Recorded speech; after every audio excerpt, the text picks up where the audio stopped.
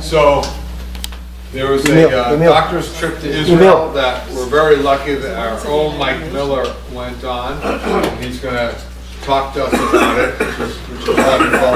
And it's going to be, just so everyone knows, it will end right around 8 o'clock, just so everyone knows when we do questions and answers. That way, no one's worried about looking at their watch if they've got to get home. So that's what Mike guaranteed us. So thank you, Mike, in advance for one, going on the trip and supporting Eretz Yisrael, and two, telling us about it. Thank you.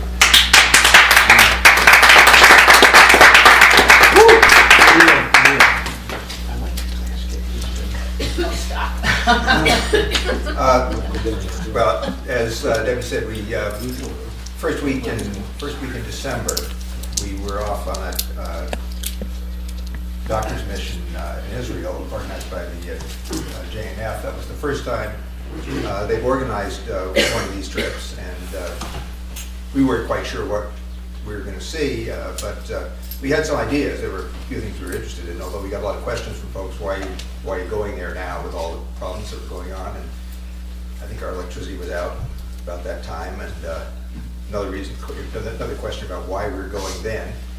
But anyway, it was a good trip. We're glad we went. Everything worked out well. JNF has their reasons for organizing these trips, and I'll talk about that a little later. We had our own reasons for wanting to go.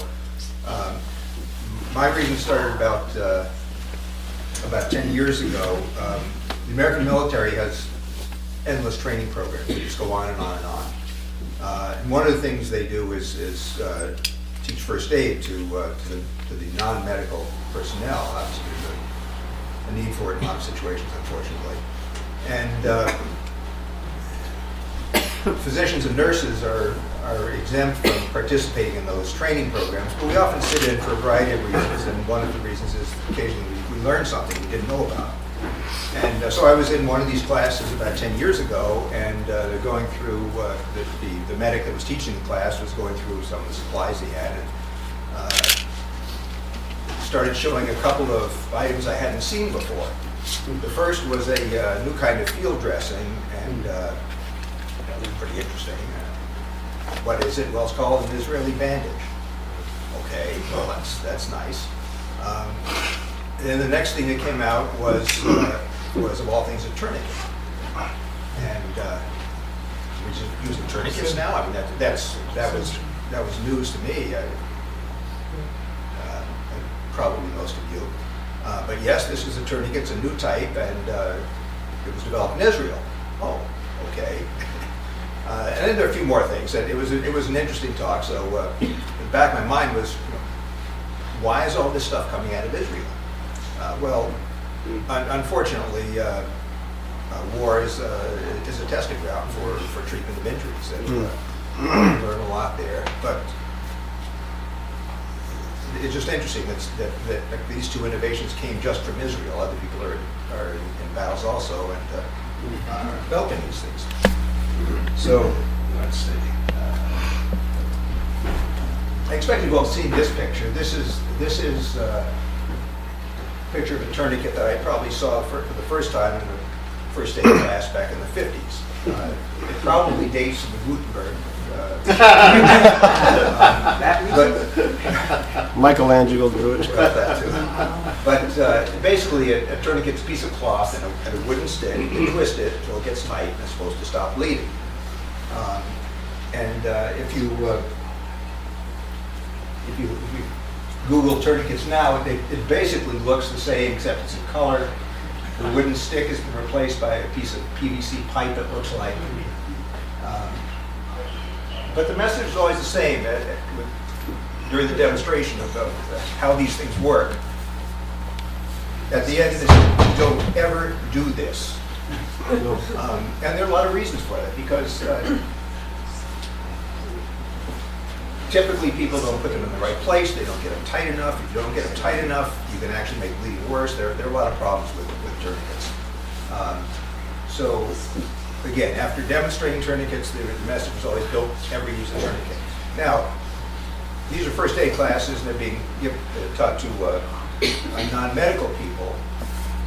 In reality, there are situations in which a a properly applied tourniquet is very appropriate. And physicians, surgeons have been using it for a while, but not in first aid settings. So what happened that all of a sudden we've got people talking about using tourniquets again by first responders. Back in 2003, there was an article in the Journal of Trauma written by Israeli physicians, studied use of tourniquets in the field, and what they found was that a properly designed tourniquet, properly applied, can be very effective in saving lives. But it was a different. This does not look like the two previous pictures you saw. That's I've got one here.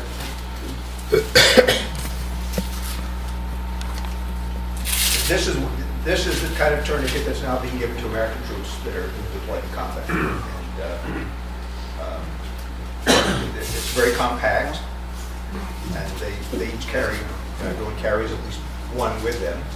And in contrast to the other tourniquet, it's pretty easy to put on.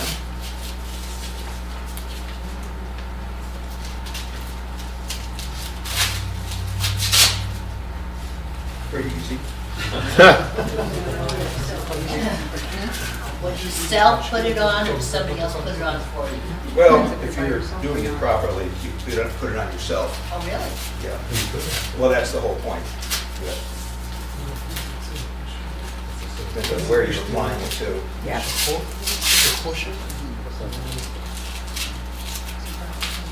Another person can't put it on for you.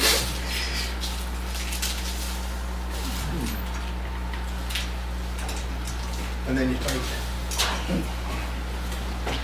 And then you let go, and it's done. Break the time on here when it was applied. But the thing is, you can do it with one hand. Everything is right here that you need. And this thing, I haven't tightened it as much as it needs to be tightened. But and it'll stay in place when it's all done. Yeah.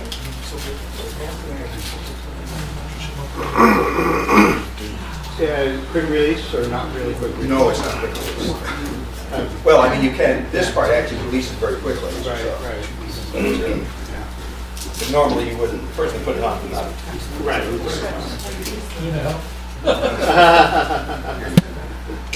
I do want it back, but don't. But, so that was very new. It's very effective. So these are all over the place. There are slight different variations, but this is basically what all the American military is using now. This is the Israeli bandage. You have time, right? That's the right time. With the time. In the past, we used 4x4 different sized dressings, and then a wrap to put around, and then maybe some tape or to secure the bandage. This is one package that's placed on the balloon. This is in case I can't get the. Let's see. Actually, let's go down here. I should have just.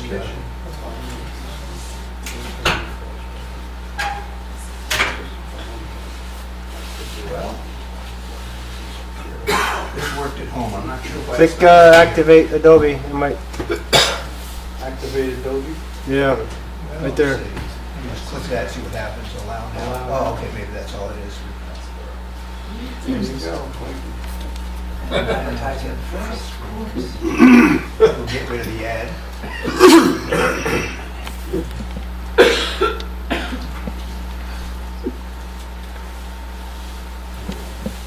Let's see if I can speed it up a little bit. There you go. Sound? The sound like It's at full blast. I'm not sure that'll come out of here, but basically this is a package. Speed up a little bit here. I think the sound is off. I'm not sure, it's not coming through here. Yeah, it's got an X on it. Yeah. Oh, you're right.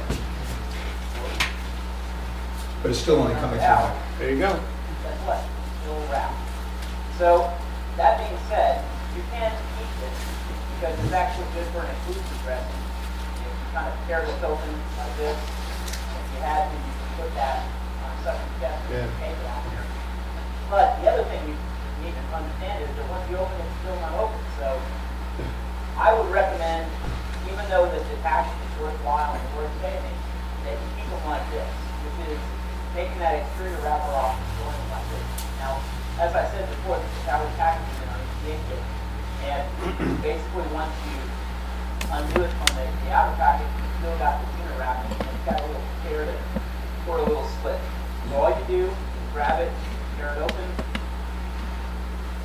deal with it from the outside package, and what you're presented with when you open it is a large area here that has some dog in it, as well as this cleat. So, as you can see on the instructions, it says other side towards length.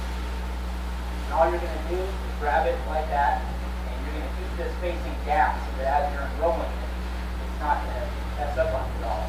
And something new that the Israeli dressing, the new Israeli dressings, is that if you drop it, it's not going to come open. And that's something that a lot of new dressings on the market, new French dressings have, is that if you drop it, it's not going to unroll on you. That's what I like about the new Israelis. And you can tell it's new if it has this out of the red pack. It's the new style Israeli. But once you open it up, you're going to put tension on it, and you're going to just take it around, and you're going to go through that cleat, like so, and pull it like this. And what that's going to do is you want that cleat where that tension is supposed to be directly over the loop. Because what that's going to do is provide tension to this cleat right at the point. So let's say my cut was right here on my kneecap. I'm going to directly position this centered over my kneecap. And as soon as I pull this over, I'm going to feel that pressure right there on my kneecap. And I'll keep taking this around. That little string breaks. And just continue to get pulled around.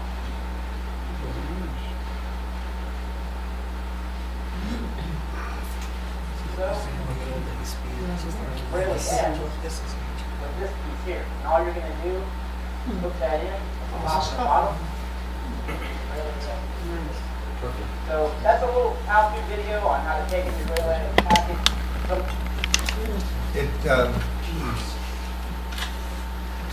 He goes on from there because there are different ways you can use it, but that gives you the basic idea, and it's pretty impressive because it's completely self-contained. Oh, well, this is another. That'll be hard to get out. It's really a nice dressing. It's all compact. You can't drop it and have it unroll all over the place. It replaces a lot of other individual pieces. So it's another nice invention from Israel. So anyway, so that's what motivated us to, or at least me, to find out more about what's going on in Israeli medicine, what they're doing over there, where these developments are coming from. And so the first day of the JNF tour, we started out visiting 3 different companies that were in some stage of developing new products, new medical products. This included one company that had had products in the market for many years, another company that had just gotten FDA approval for their device, and a third company that was really just in the very early stage of development of the product. We started out at the latter company here at Carmel, just south of Haifa, still close enough they can have access to the universities there. The company's called Convergent R&R. Ze'ev is one of the really 4 researchers working on it. I love reading that. To find cancer. It's an interesting story. He was approached by a friend who wanted to see if he could come up with a way of using computers to proofread Torah, just other sacred texts. And he said, the response, of course, was, sure. He had no idea how he was going to do it. But he figured, given time, he could work it out. as he was working on that, he was involved in a pretty serious auto accident, wound up in the hospital, and had a chance to see some parts of the medical system he would prefer to have avoided, including getting a lot of imaging studies, x-rays, and worried about radiation exposure, and decided he'd like to do something to try to reduce the radiation exposure. So instead of proofreading Torah, he decided he was going to come up with a way of getting the x-rays where they needed to be and avoiding unnecessary scatter radiation that we have to deal with. What he's focusing primarily on in his company is radiation therapy. Imaging, I think, applications will come later. The problem with x-rays is they're difficult to focus. I mean, you've all seen lenses used to focus light, if you use binoculars or eyeglasses, anything like that. Light's very easy to focus with a simple lens. Radio waves, also part of the electromagnetic spectrum, they can be focused pretty easily as well, somewhat different techniques. X-rays are very hard to focus. There are a couple of ways you can do it. Gravitational lensing works, but that's not practical unless you've got a patient in another galaxy. There are some techniques that are used in some of our space telescopes for focusing X-ray that also don't really work too well here on Earth in a small space. Typically what's happened with X-rays in the past is you don't even try to focus them. In medical applications right now, you just make kind of a pinhole and you just let a little bit of the beam through where you want it. You block all the rest of the beam, just wasted energy. But still there's a lot of scatter there, and that just causes radiation damage where you don't want it. What he's trying to do is have an X-ray source there and have it come to focus right in, for example, the cancer cells you want to hit. And they found a way of doing this. It's called Bragg diffraction. It's kind of an involved process, but it looks like it's really going to work. It takes money, it takes time to actually build the machines, but they're making some pretty good progress. This is the experimental apparatus. The X-ray source is in here. This is the little Bragg diffraction lens. This is just some shielding, and then this is a camera to kind of see the image. And as they rack that camera back and forth, you can see, just like you do with when you're burning holes in paper with a magnifying glass in the sun. As you get the paper closer, the image gets larger, and as you get closer to the focal point, it gets more pinpoint. Smoke starts coming up, and you see the exact same thing here, except without the smoke. Again, this is a very early development, and hopefully they'll be successful. It's just one of the other researchers in the company. So we came into this building. It was kind of a nondescript building. I should have gotten a picture of the outside. I didn't think of it at the time. I'm not even sure if they have their name on the outside of the building. Well, it's like a little warehouse. Yes, yeah. So Is it maybe Raphael? No. No? next place we went to was Yokneam. That's fairly close, also on the east of Haifa. It's a very different community, though. This is over 100 high-tech companies, a lot of medical research going on over there. Just a different community from the one we were in, the high-red district for research. Given Imaging is a company that makes, yeah, you've heard of it. Like I said, this company's been out for a number of years. I had heard about it a long time ago, but wasn't aware it was an Israeli company. They make these little capsules that you swallow, and it takes images of your esophagus, stomach, small bowel, and colon. They're picked up by a camera and then can be looked at later by the physician. So this is what that building looks like. This is not a startup company. I think it's been purchased by Covidien, and I think then again by Medtronics. This is, so it's not as big as it looks. It's only an inch long, about half an inch in diameter. So go ahead and swallow it, it'll go right down. So that's a little camera That's a little that you're camera. swallowing. This yeah. is the lens. Some of them have a camera at each end, depending on the application, which part of the valve they're looking for. This is an image of a small valve would look like, with no food in it. Yeah, it is a nice image. And there was really no way of imaging, before this camera was available, there was no way of getting that kind of picture before. You could look at your esophagus and stomach and a little bit of the small valve. Right. With an endoscope, you can look at your colon with a colonoscope. In between is a huge, expansive small valve that really could not be imaged this way. Yeah, little flash over there, the camera, light flash, it's all in there. It's just, it's amazing.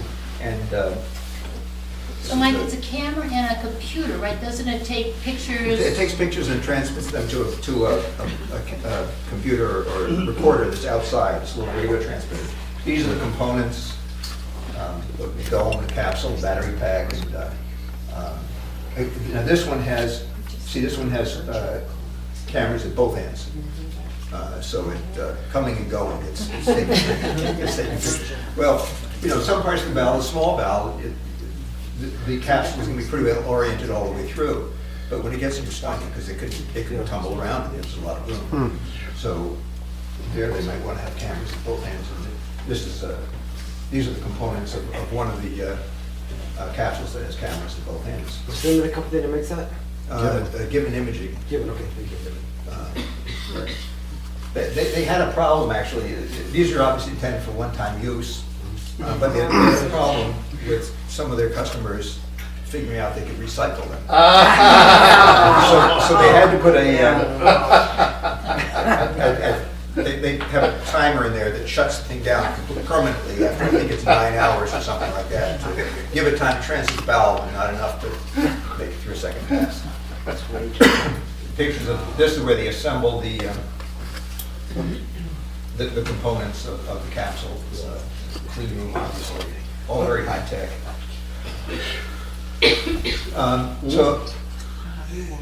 Also in Yokneam, there's another company, Rewalk. This is kind of the middle. They've just gotten FDA approval for this device. This is a external skeleton with power cylinders that allow people that are paraplegic to walk.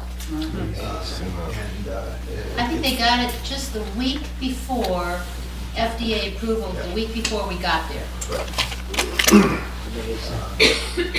And these are just some pictures of Rabbi transitioning over. He was an IDF soldier that had a spinal injury that resulted in his being paraplegic.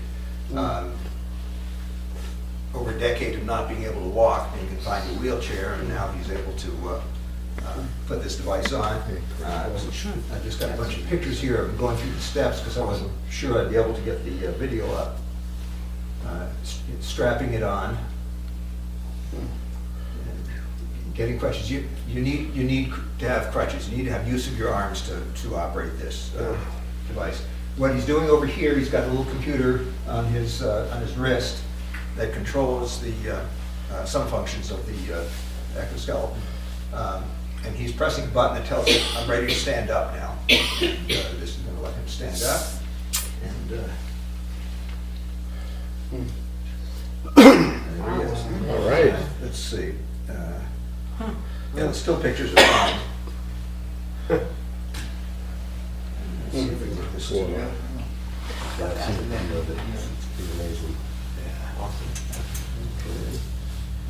Let's have to activate it again, I guess. I don't know why I didn't have me do this at home, but whatever reason.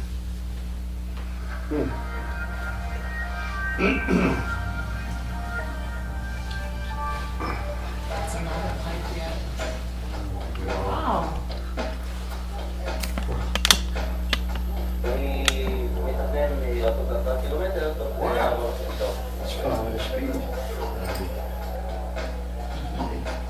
קצת מתאמן, אימונים אינטנסיביים, הרבה שעות בחדר כושר, הצעתי לעצמי אתגר שאני רוצה להגיע אליו. She's going to press the wrist thing again. It really is something.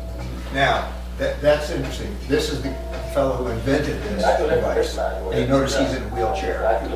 That's because he's got limited use of his arms, and so he can't benefit from that.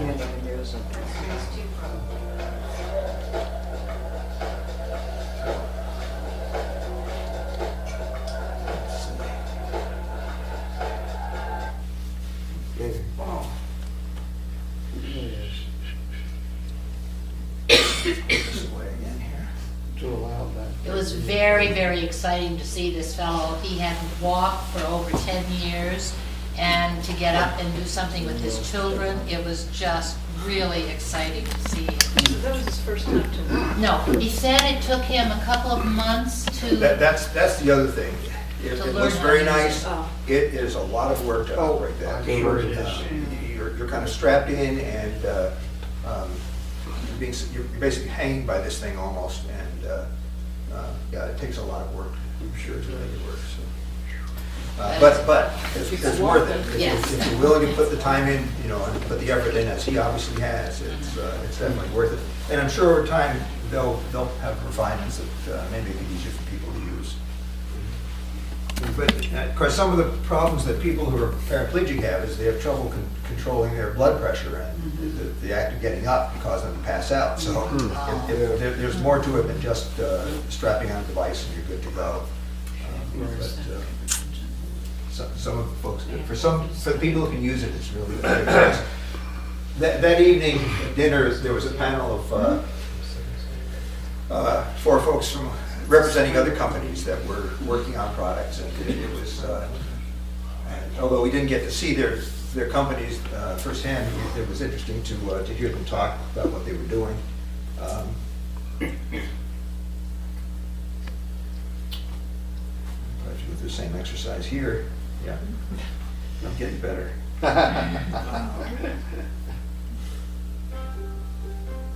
The technology at our fingertips can help us do amazing things. It can help us navigate the world, know what trust people or know what song is playing on the radio.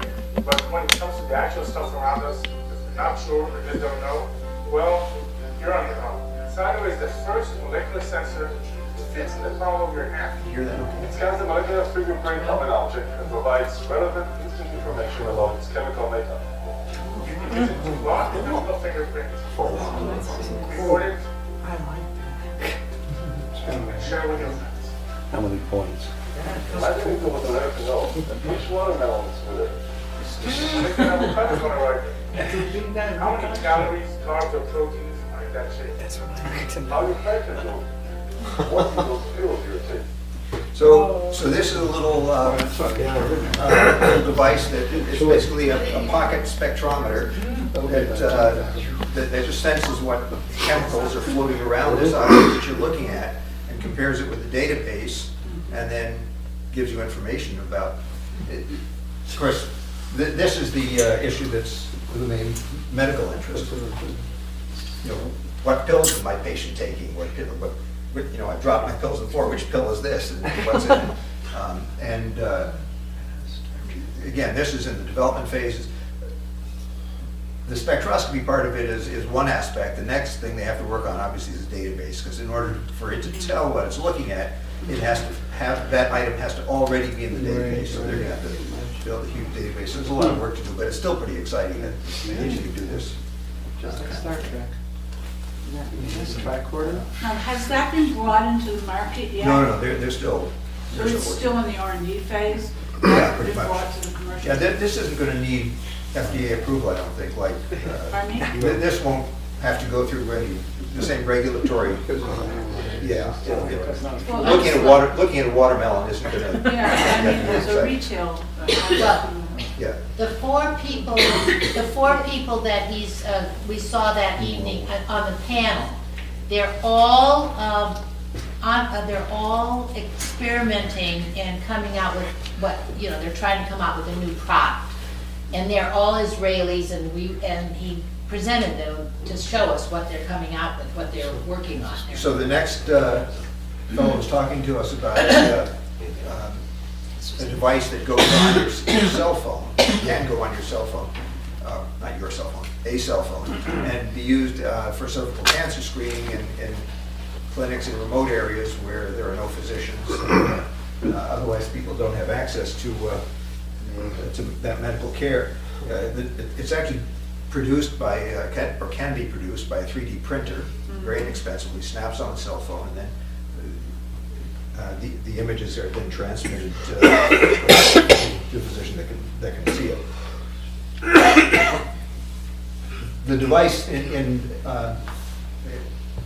his or her hands is the whole device. All this is an ultrasound machine and not relevant, but that's basically how compact the device is. This is a clinic in Haiti where it'd be handy to have something like that, because otherwise there's no one to do that kind of screening. Generates an image like that, it can be transmitted to a physician in a different location. And the third company was looking at non-invasive tests for cancer. Just a blood test that can be screened for not a specific type of cancer, but just a number of types of cancer at once. It couldn't tell you where the cancer is located in your body necessarily, but it could be a trigger for some additional tests, or tell you, we don't see any evidence of the problem right now. You don't need any additional testing. You don't need any. So these are markers like IDF. Yeah. These are right. The antibodies that to the cancer cells. So again, this is in the early developmental phases, but pretty exciting for folks that. And then the last was a device. This is already on the market. Now you can buy it if you want. It reduces your exposure to radiation from your cell phone, if you think that's a problem. But again, a simple device that your cold soul. So of course, if you talk less, then that's another solution too, and it doesn't cost anything. But these are pretty inexpensive things you can put on your cell phone and cut down some of the stray radiation.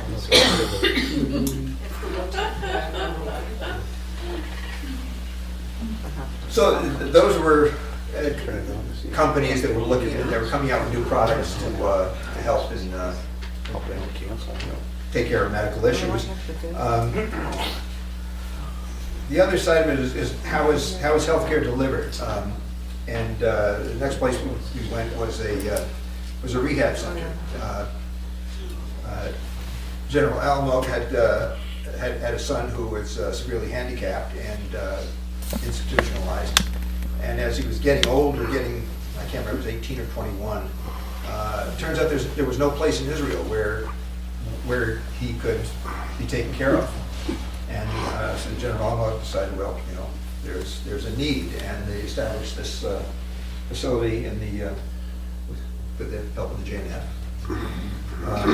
in the Negev, where children and adults could be that had to be institutionalized and required long-term care could stay for as long as needed. It's a very modern facility, very pleasant surroundings, which is important for family that wants to come and visit. And his son just died just before. Yeah, not too long ago. Yeah. This is the inside. Oh wow! It's really a very nice facility. Some more of the surroundings on the outside. This is the desert. This is the Negev. That's it.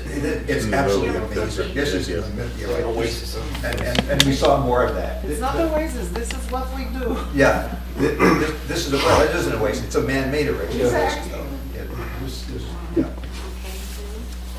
And I'm not talking. That's not really what I'm talking about tonight. Evelyn will probably say more about that. But it was very impressive to see what was happening in the desert. And just to make that point, the next place we stopped was also in the desert, in the Negev, probably the most remote area in Israel. Tiny population, an agricultural community. They're growing stuff like crazy with 1 inch of waterfall every year, and still 60% of Israel's vegetable exports are coming from there. So the area was 1 inch of rain. And again, I'm not going to talk about that too much, but the reason I wanted to say something about it is because what they're trying to do is increase the population there. And there are some people that are very happy living in a remote area with nothing around them, but most people want some facilities and medical care. The real quick question, how does the government incentivize anyone or to move there? Well, I think they do it by making making it a place that people want to go. I don't think there's a way of, I don't think they push Tax it. cuts. I think JNF has a big deal to do with developing those areas that are not inhabitable. Right, that's what I'm getting at. Again, I'm not showing But the Debbie, Michael, agriculture. Debbie does have something to Oh, say okay. right here. That's okay, I kind of lost my train of thought now, we're going back on that. The government is doing some interest-free loans, so people can, interest-free loans so that people can build homes there. And JNF is helping to bring people into this region, both for agricultural and non-agricultural positions. And the pinnacle is Beersheba, which is right center of Israel, but it's part of the Negev, and we put a Riverwalk project, and we made a metropolitan area now where there is recreation and there's shopping that are coming in, a large amphitheater, so that there's a cultural place to go as well. And we spent time there, and I'm not going to talk about it, that won't probably talk about that. But again, what I want to say is, one of the things they're doing is putting a modern medical facility there, so that people don't have to drive all the way up to central Israel for relatively routine medical care. So this is what it looks like from the outside. Again, it's a man-made oasis. Very pleasant facility. Looks very modern inside. We're doing a dental clinic now too. Yeah. Oh, a dental clinic there And this is something you don't usually see in an American medical facility. Those are basically blast doors, so that if they're under attack, there's a place they can go, close the door, and be safe.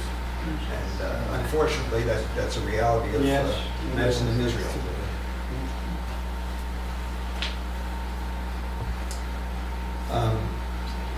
Back towards the population center, this is the new tower at the Hadassah Hospital.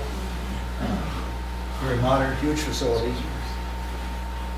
And, Which is right outside of Jerusalem. Yeah. If I'm not mistaken, it goes way underground too. That's what he's doing. We're getting there. They treat everybody there regardless of who they are, what they've done, what their philosophy is. Very nice rooms. One thing that's different, with American hospitals, you kind of want to have a private room, right?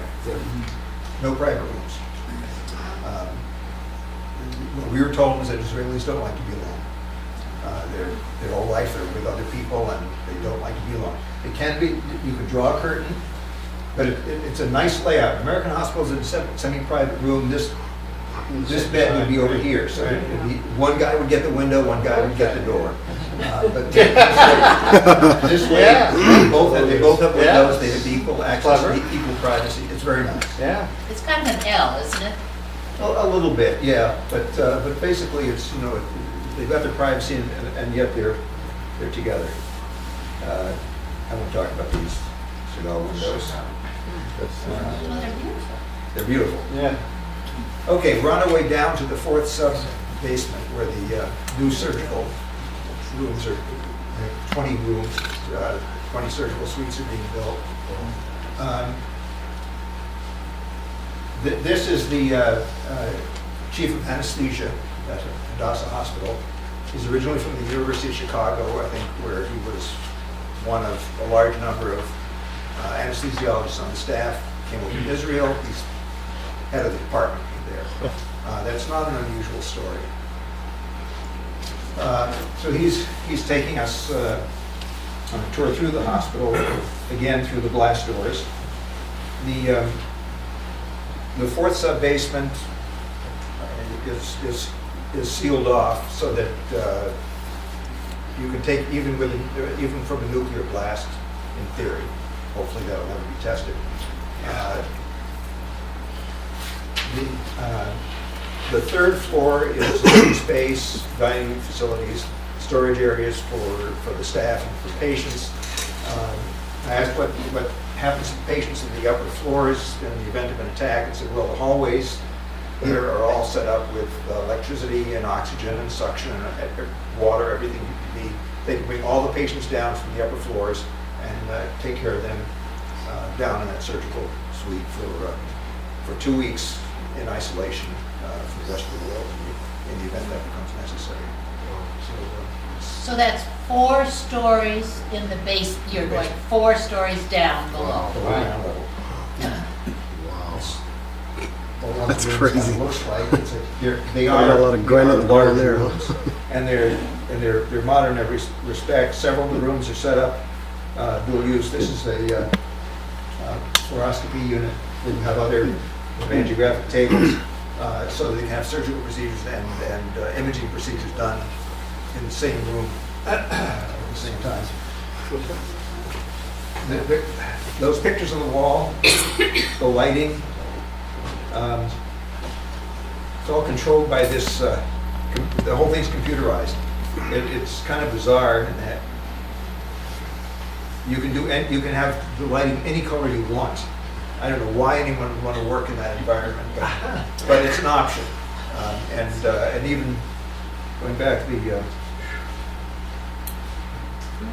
pictures on the wall there, they can change too. The idea is that it's a pleasant workspace. You can be there a long time. You want to make it as pleasant as possible. Obviously, music can be piped in. So, our last stop. Vision. I can't remember where we were for this, but Nefesh B'Nefesh is a group that facilitates Aliyah, the movement of people to And Israel. when the fan is on downstairs, it's hard to hear back Oh, is here, that so right? you really have to talk loud. My shoelace is coming in. Linda, you see they got the name of our group? Vision.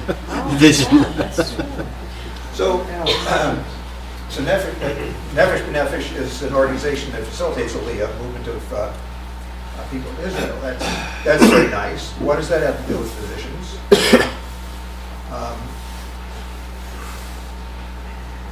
We weren't quite sure. I mean, this is Israel after all, and Jewish doctors are all over the world. Why should Israel need to bring from other countries to Israel? Well, it turns out there is a real problem. And just recently, actually. Through the 1990s, or during the 1990s, there was a big movement of Russian Jews into Israel, and about 2% of them were physicians. So Israel had plenty of physicians during that time period, but those folks are getting older now, they're retiring, and there's no new influx. And the medical schools in Israel can only produce about 400, I think it's about 400 graduates, something like that in that ballpark. But it was like this from the 70s. A year. A year, right. So they really do have a problem with critical physicians. So, JNF, we knew, is in the business of raising money for Israel, and we had no illusions about their motives in getting us over there in that regard. But it was surprising that there was a message being sent that Israel needs doctors, and Nefesh B'Nefesh has been working on facilitating that process until recently. In order to practice in Israel, you had to move to Israel. Then you could begin the process of re-credentialing, which required a board exam.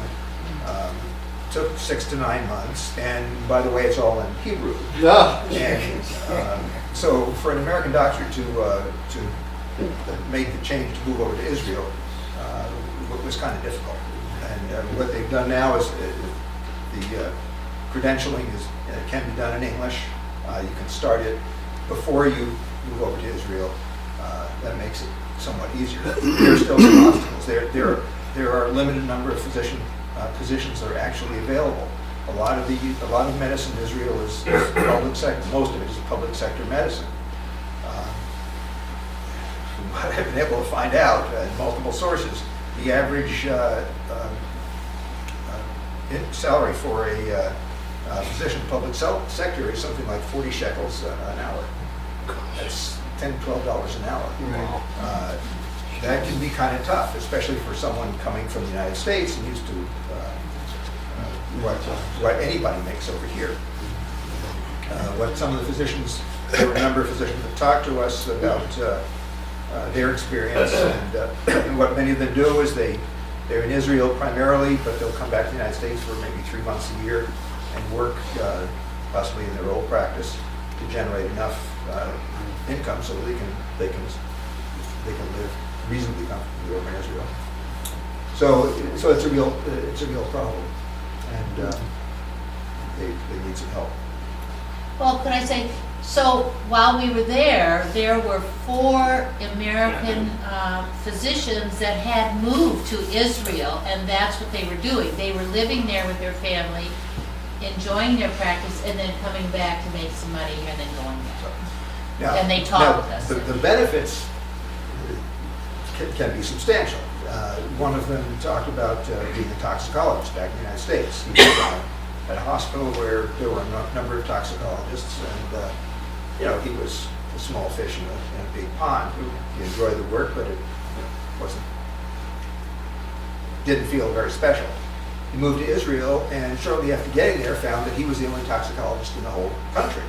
And now when there was a big fire up in the north, and the question is what happens, what are the exposures what are the health risks because of all this smoke exposure? He was the expert. Yeah. And he was that can be very rewarding. Sure. He's developing curriculum for training for his specialty, and so we're hearing stories like that from physicians who live in the United States. There are also differences in the way medicine's practiced over there, and there's a recognition that there are some shortfalls and some things that can change. Emergency room medicine, or emergency medicine, is practiced in Israel in much the same way it was practiced here back in the 70s. So physicians coming from the United States are eagerly sought input on how to change those things and find a better way of doing the work. I have a question, and that is, when you think about the medical schools in Israel, in deference to the U.S., given what you said, they're not competitive, or is it is the theory and application similar, but the practice is different, so that you have a kind of dumbing down over time in terms of skill? I mean, the reason why I mention this is that I used to work in Montreal, and one of the with a lot of cardiologists, and what they did say was that one thing that they regretted tremendously was they didn't pass the boards in the U.S. come here, because the lack of money in Canada prevented them to have access to the kind of technical machines and applications and stuff. And so that their skill level over time, that it became much more of a gap. They could never pass a specialty board here. So my question is what's the issue? Well, there are a lot of issues. One issue is unquestionably money. And to go back to the very beginning, I talked about the field dressings, the Israeli bandage, and the tourniquet that they developed over there. And I said, American soldiers are going to combat. They're carrying these items with them. Israeli soldiers are not. The IDF soldiers are not. They don't have the money. So there's discontinuity between the R&D. It's discontinuity between what is being developed and how it is applied in the field. Certainly in some areas. In some areas. Some areas they're ahead of us, obviously, right. And in some areas they're behind. But money is an issue. For implementation can be an issue. Now, perfect example. It's not medical. Is the Iron Dome. The Iron Dome was developed in Israel, right? And it was proven to work in spite of a lot of obstacles. But then when it came time to actually put it out in the field and put it in use, they had to go begging for money. The United States, fortunately, Right. Paid for a lot of that production. So part of the message is that Israel is not viable as a standalone country right now. Yeah. We talk about how great it would be for all the Jews to move to Israel, and it's a great concept, but it's not a viable concept. We need people here in the States and other places, but primarily in the United States, that are willing to support Israel and financially and in other ways to help it survive and continue doing what it's doing, because there's some amazing stuff that's coming out of Israel. Absolutely. But it needs our support. That's for sure. Blows me away that they're not using those tourniquets in Israel. Yeah, me too. You would think that's almost a national requirement, really. I mean, they've developed some. Everybody wants to see that. I know, but still. Somebody took it and. It's not right. Well, but I think what Mike is really getting to, it's a very young country. There are a lot of demands and pressures on them due to the external things. They are dealing with a lot, and they're really coming up with a lot of innovations. That was what was so exciting, the innovations that were going on, and how they're really utilizing everything that they've got. They still are dependent on JNF and other sources from this country as support. Yeah. Okay, sorry. Okay. So basically what you're saying is that there's just discontinuity between, when you think about it, you have an educational system that many levels, the faith, you need to read and write, a great educational system. You produce all of this extraordinary kind of stuff, whatever that stuff may be, innovations. And then when you go to try and apply it in society, sometimes it just doesn't cross over. Because, I'll be honest with you, I thought the Iron Dome was built, I actually thought that the U.S. Raytheon. built it here and then gave it to Israel. I didn't realize the technology had developed. They modified the Radar, the jet engine, the atomic bomb. Say it again? Radar, the jet engine, Yeah. the atomic bomb. Yeah. Right. What is common about those? They were basically British inventions that were produced in the United States because during the Second World War, it just wasn't practical. The atomic bomb's a little bit of a stretch, that was kind of one effort, but there really, it was, where could you put up a facility like Oak Ridge in England or Los Alamos in England where it would be safe? Where could you build a factory to make jet engines in England where it would be safe? The British invented the radar, but some of the details of actually bringing this thing into mass production were kind of beyond them and came to the United States. So the United States has worked with other countries in ways like that. Someone's got an idea, they kind of prove it, and then the United States is there.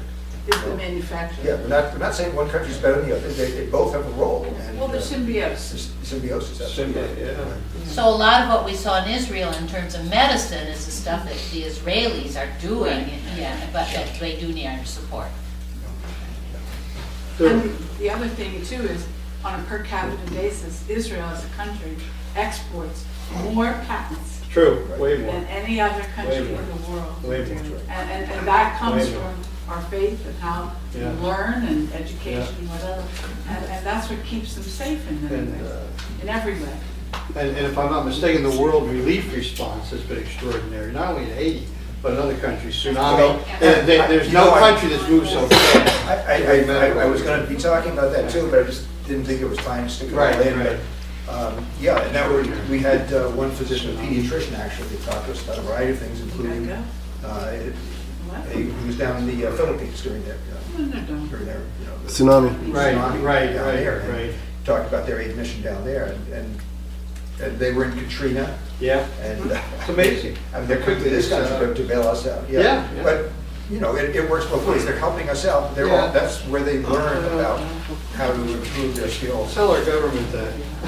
The Congress. But could you say something about how is the average family covered with health insurance, and what kind of care do they get on an everyday basis? Well, And how is it paid for? most people are not paying a whole lot for health insurance. It's very inexpensive because most of it is public sector. There is also private sector medicine there too, and you can opt into the private sector. Obviously, it costs more for that, for the insurance for that, and you can move back and forth between them.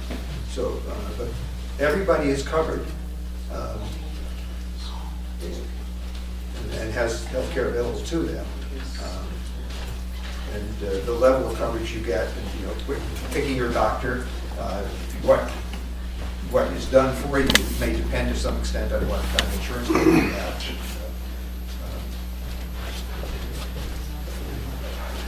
And obviously physicians make more in the private sector than in the public sector. So there are some physicians that are purely private sector, some are public, and some are Go back and forth. So that's not a real detailed answer, but basically healthcare is. Having said that, we saw,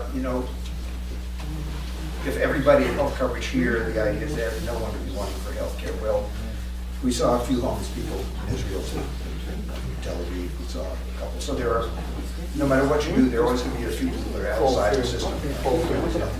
They really make every effort to cover people and do a pretty good job. With pretty good quality. On good quality care.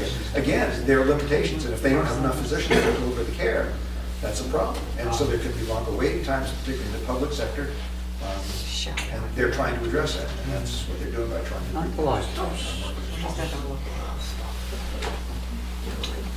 On television, they keep showing these ads of people starving in Israel, and you give them $25 so they can bring them a box of food. Yeah. Is that for real? Anybody know? Yes, I do. I do know that because I've been doing it. Yes, well, I don't know what started. There's a lot of elderly Holocaust survivors, for instance, who are very, very poor. And the country doesn't take care of them? Thank you. I know that to some degree the country does, but there's still many of them. There's a couple of groups out there that regularly, and it's legit, regularly count upon, again, people who donate food and money for a number of the elderly, particularly the elderly Holocaust survivors. Okay. So, no, maybe not fully, no. You had a question here too. Did they show you any of the medical advances at the Weizmann Institute? Didn't go there. You didn't go? No. There was a 5-day tour. A what? A 4 or 5 days. Is that right? Yeah. They packed in. It was, and the thing is, I went back and I was looking on the internet for other what I showed you was just this much of the innovation that's going on in medicine in Israel. They had us going literally all day, eating dinner, seeing a panel at night, talking to people. And I mean, it was really a long, very extensive, they packed in a huge amount for us. And even when we were on the bus going from one place to another, we had a guy that was talking us up. And you covered a lot. You went all the way from Haifa down to the Negev. So are you going to tell us what's that? Oh, that was after. That was not during the JF tour. That was. Oh, okay. That was playing afterwards. Playing. Thank you very much, Mike.